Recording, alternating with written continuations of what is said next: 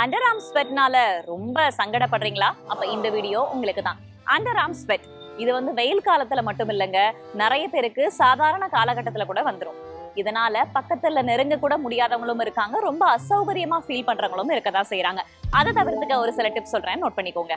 ஒன்னு, ப்ராப்பரான சோப்பை பயன்படுத்துறது, அதாவது ஆன்டி பாக்டீரியல் சோப்பை பயன்படுத்துறது. உங்களுடைய மருத்துவருடைய பரிந்துரையின்படி அந்த சோப்பை நீங்க பயன்படுத்தலாம். ரெண்டாவது, ஆன்டி பெர்ஸ்பிரன்ஸை பயன்படுத்துறது.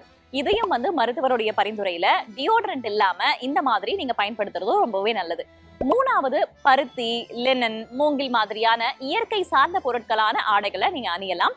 மற்ற விஷயங்களை தவிர்த்திடலாம். நாலாவது, ரொம்ப டைட்டா ட்ரெஸ் பண்ணாம கொஞ்சம் தளர்வா இருக்கக்கூடிய ஆடைகளை நம்ம அணியலாம். இது மட்டும் இல்லாம இதையெல்லாம் தாண்டி ரொம்ப மன அழுத்தம் இருக்கு, ரொம்ப மன பதட்டம் இருக்கு அப்படின்னாலுமே உங்களுக்கு நிறைய ஸ்வெட் ஆகிறதுக்கான வாய்ப்பு இருக்கு. இதனாலையும் அண்டர் ஆர்ம் ஸ்வெட் வரலாம். அதையும் நீங்க தவிர்த்துக்கோங்க. இது மட்டும் இல்லாம ஸ்வெட்டிங் பேட் யூஸ் பண்றது, பாடி வெயிட்டை கரெக்டா மெயின்டைன் பண்றது போன்ற விஷயங்களையும் நாம பண்ணலாம். அண்டர் ஆர்ம் ஸ்வெட்னால பாதிக்கப்படுற உங்க ஃப்ரெண்டுக்கு இந்த வீடியோவை கண்டிப்பா ஷேர் பண்ணுங்க. இது ஹெல்தி டாக்ஸ் வித் வேதா. அறிவோம் ஆரோக்கியம்.